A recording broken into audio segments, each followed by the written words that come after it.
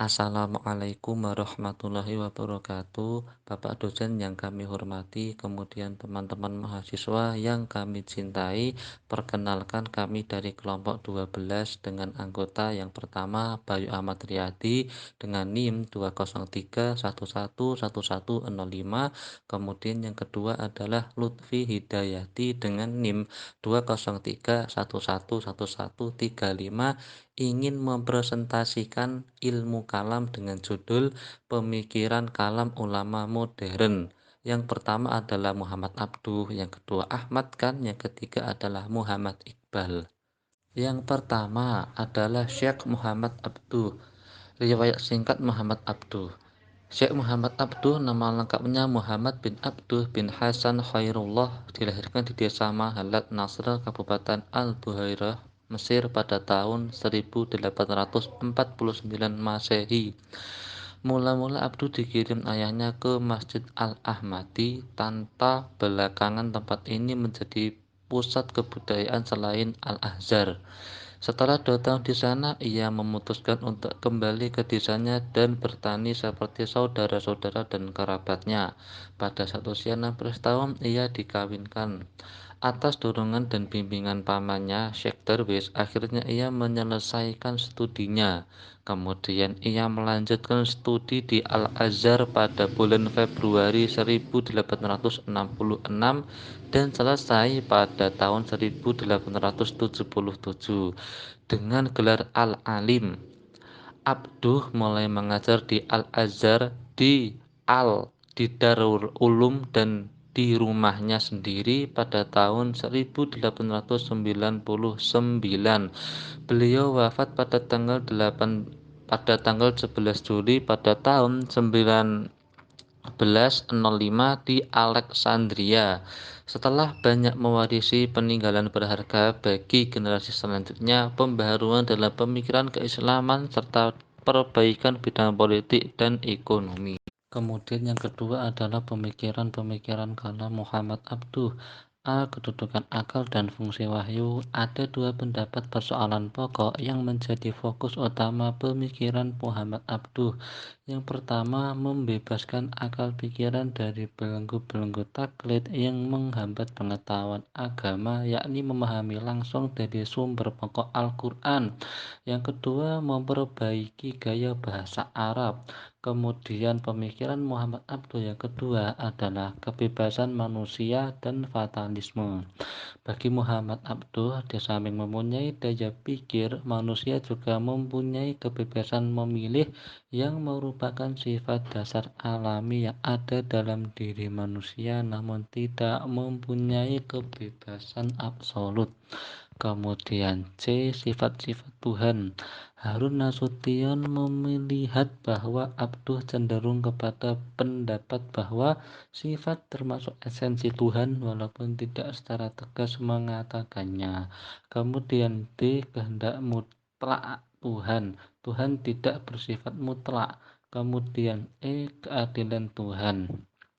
Sifat ketidakadilan Tuhan tidak dapat diberikan kepada Tuhan karena ketidakadilan tidak sejalan dengan kesempurnaan alam semesta. Kemudian antropomorfisme. Tidak mungkin esensi dan sifat-sifat Tuhan mengambil bentuk tubuh atau roh makhluk di alam ini. Kemudian G. Melihat Tuhan. Kesanggupan melihat Tuhan hanya dianugerahkan kepada orang tertentu di akhirat.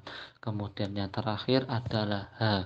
Perbuatan Tuhan bagi Tuhan untuk berbuat yang terbaik bagi manusia. Tokoh pemikiran kalam ulama modern selanjutnya yaitu Sayyid Ahmad Han. Sayyid Ahmad Han lahir di Delhi pada tahun 1817. Pada waktu berusia 18 tahun, ia bekerja di Serikat India Timur. Pengaruh beliau di Serikat India Timur, khususnya dunia Islam, diakui cukup besar.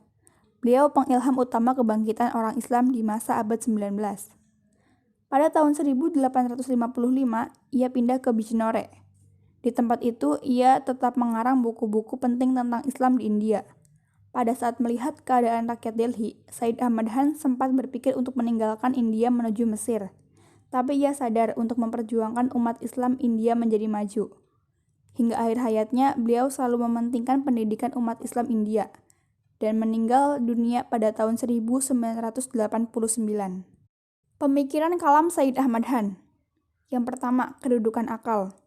Akal bukanlah segalanya, dan kekuatan akal pun terbatas. 2. Kebebasan manusia. Manusia bebas untuk menentukan kehendak dan melakukan perbuatan. 3.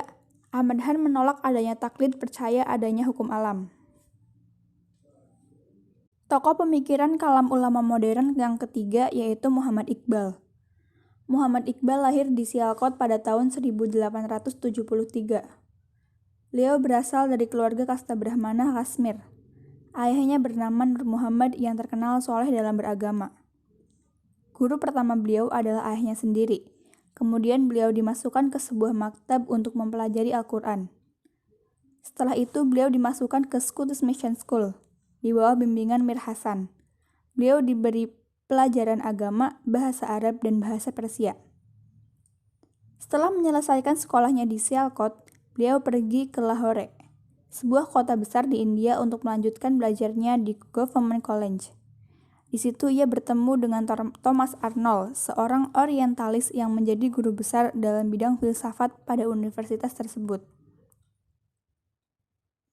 Pada 1905, Iqbal pergi ke Inggris untuk belajar filsafat di Universitas Cambridge. 2 tahun kemudian, beliau pindah ke Munich, Jerman. Beliau tinggal di Eropa kurang lebih selama 3 tahun. Sekembalinya dari Munich, beliau menjadi advokat dan juga sebagai dosen. Buku yang berjudul The Contraction of Religious Thought in Islam adalah kumpulan dari ceramah-ceramahnya sejak tahun 1982 dan merupakan karyanya terbesar dalam bidang filsafat. Pada tahun 1935, beliau jatuh sakit dan bertambah parah setelah istrinya meninggal dunia pada tahun itu pula.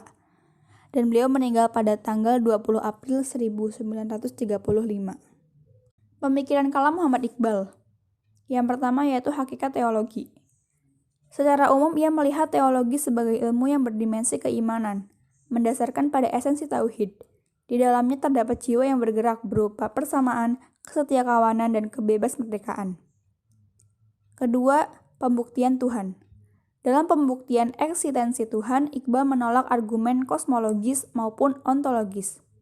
Ia juga menolak argumen teologis yang berusaha membuktikan eksistensi Tuhan yang mengatur ciptaannya dari sebelah luar.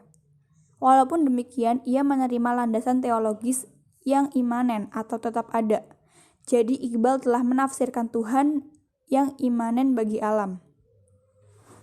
Ketiga, jati diri manusia. Manusia hidup untuk mengetahui kepribadiannya serta menguatkan dan mengembangkan bakat-bakatnya, bukan sebaliknya, yakni melemahkan pribadinya, seperti yang dilakukan oleh para sufi yang menundukkan jiwa sehingga fana dengan Allah.